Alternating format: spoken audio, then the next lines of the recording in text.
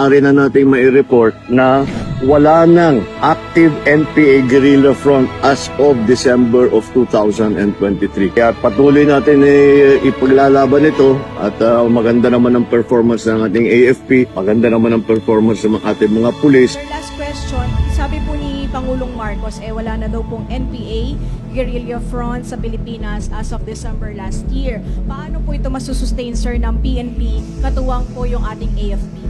Well, we are discussing with the strategies with the AFP, yung ating AFP will be focusing on external, tayo naman sa internal.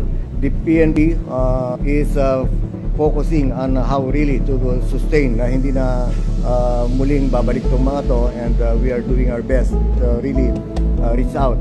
Yung ating mga barangay, revitalized police sa barangay through our DPCR, I'm thankful to the efforts of our DPCR, Police Major General Edgar Alan Ocubo.